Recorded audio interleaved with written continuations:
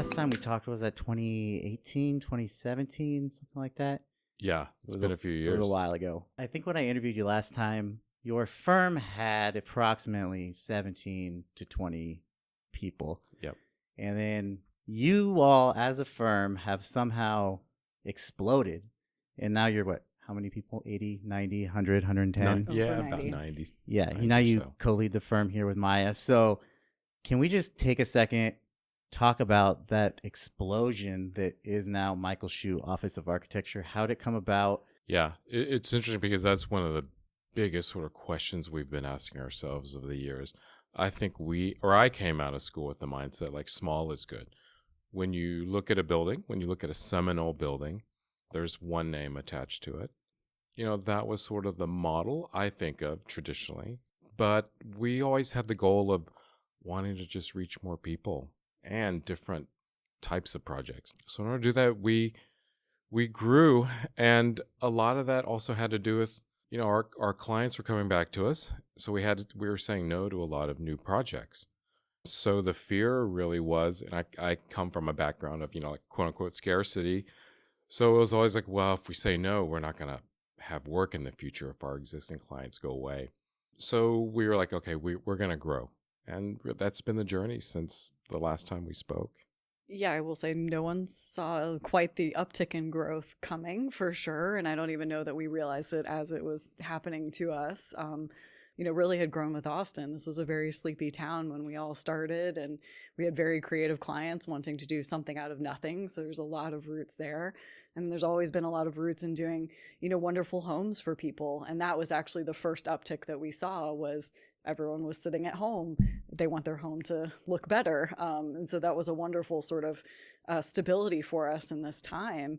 And the third was really, it's the same thing. You talk about your finances, is diversification. And we've always been that firm that can do the smallest of jobs up to something very large. And so the breadth of all of our skill sets, interiors, furniture, we could get quite small bites at different apples during this time, kind of all added up to what came to be, I guess, what a sizable firm now. This notion of like small is better. If your firm is smaller, it must be a better firm and you must have higher design. And if you're a corporate firm, the young architect, there seems to be the perception that you can't do high design if you're a larger firm. High design is not as hard to come by as it previously was. Do you agree with that? It's so critical. I think architecture was reserved for a pretty small percentage of the built environment. The architecture that maybe we admire. You didn't expect to go into your neighborhood lunch place and feel like you're getting a nice experience or a designed or a thoughtful experience. I don't know. I couch it on the availability of imagery and information. It's so broad now. You have to make a more concerted effort to get outside of it. And I think thankfully we've always done that. We've looked to things like film and fashion and even pushed the realm of design here. Not saying that, again, it just has to be architecture or interiors, but we've done art, we've done plants, we've done all of these things. And I think, but it is a more concerted effort now, not to have space be inspired by space. And I think that was one of the benefits we have seen of growth is the opportunity, right? And one of the things we're doing is, we've elevated two quite young designers in our office to sort of talk about research and development and, sort of be, start to sit side by side with us and be design thought leaders. That's not something we could do at a 5-person firm. In essence, everyone maybe is on the hook for that, but, making sure that, we're really like reaching and keep being aspirational and looking forward and all of these things. And that's what excites me about being a slightly larger firm. And then we can take some of those lessons actually to quite humble projects that they don't always have, something that's really making a difference in the community. And like the fusion of that seems really exciting. I want to move on to a couple different projects. And I think it's interesting, you work all across the country, Colorado to Miami, like you're all over the place. And I can imagine that presents some different challenges when you're designing, right? So the approach to design, how does that change depending on where you're designing?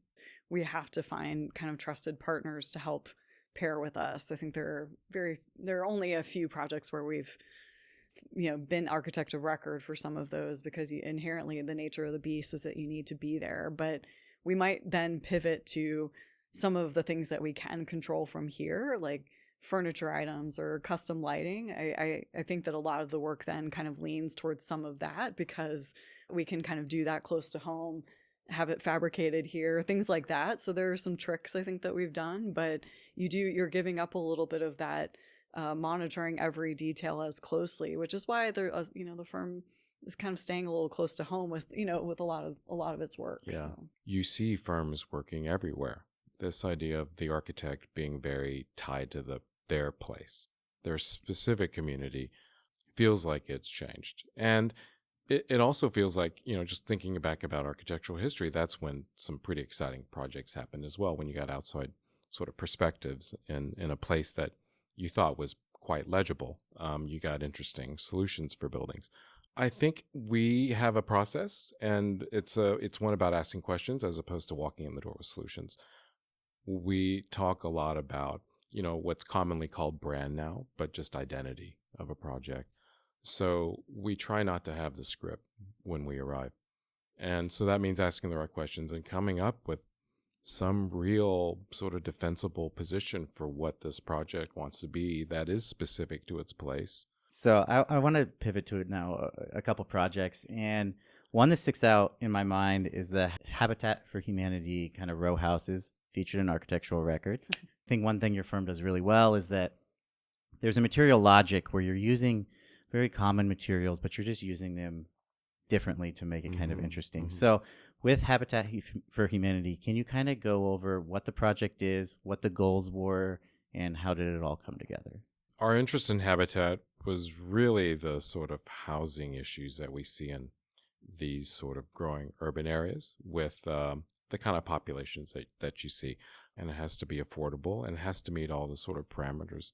All the materials are off the shelf. You can essentially buy them at Home Depot. There's nothing very precious except for the tile at the entryway. But that really came out of our deep interest in pattern making, composition, texture, and just plain old shade and shadow.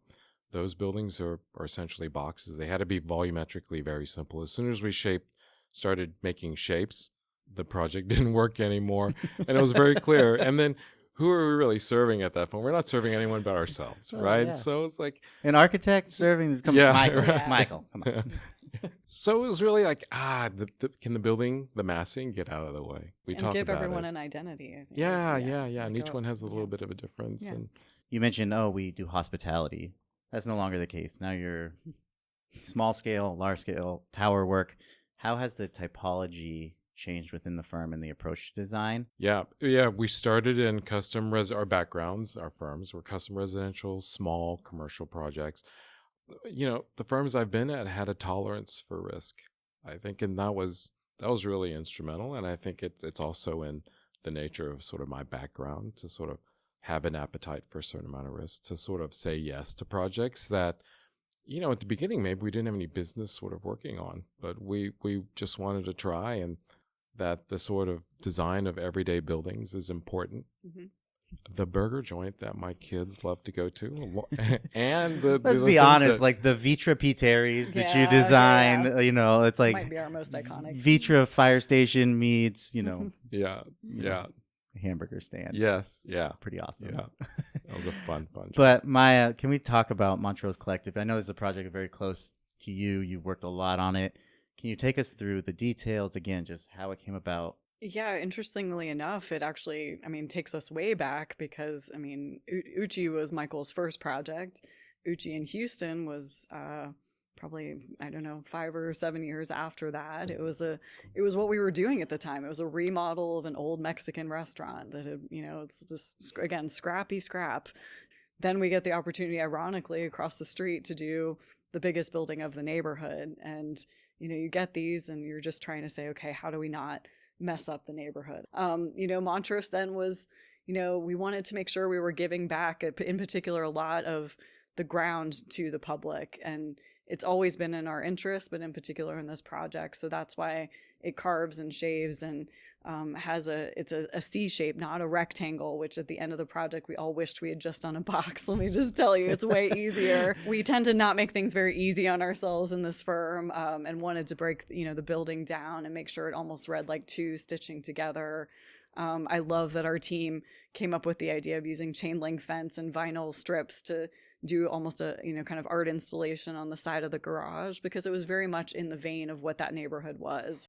The firm seems to do really well at using common materials in a unique fashion. Can you just talk us through overall design strategies, material logic, and how that's implemented in everything you do? Let's see. Yeah, I mean, materiality has always been a huge source of inspiration for this firm, and I remember it sort of even on kind of the second Uchi we did. Our partner Jay said, I found this roof tile and I want to hang it from the wall, and we were looking at literally how to wire this thing, and so we've just been really hands-on when we have these sort of out there ideas. We've had partners out on job sites telling people how to radiate boards. And, but I love that we're willing to take some risks. But I remember where it came from. I remember on this job, we started talking about like, well, it's a big job for us and it's a big building. We were scared of big buildings. And we sort of said, well, the larger project gets, the smaller it needs to feel, because this is where the sort of human scale in this gets lost in a lot of projects. So we knew we had to approach it in a small scale fashion and bring lots of materials. I remember we loved the pre-vehicular neighborhoods of say, European cities like London, or, even, streets in Boston, New York. But we wanted to try and get that sort of diversity, because a lot of what we talk about sometimes is the buildings that stick with us, or the places that stick with us, or the ones that feel like they're people and characters, as opposed to being perfect. I think it's like trying to like get away from perfection. I think in architecture we've very much been taught about the clear diagram or the clear partie. Sometimes those are the most powerful, admittedly, but then sometimes when not done in that perfection can actually be, it's not something you want to come back to, or something that you notice something different the next time, that you can't understand why you like it or why it's resonating with you. And I think that's a lot of what we talk about too. In the old days of the firm, that there had to be a moment of whimsy, and that was like Michael's thing within the office. And I think it still exists. I will say I'm one that's quite conservative even when it comes to things like color. It takes a little bit, and it's taken, I think, me and a lot of architects a while to sort of get comfortable to get outside that realm. Now, you've been through this whole journey over the last 17, 18 years. Yeah. What's next? Oh boy. I think it's... Where do you see yourself in 5 years, Michael? Yeah. Come on. I think it's like constant, slow improvement. I think what we've been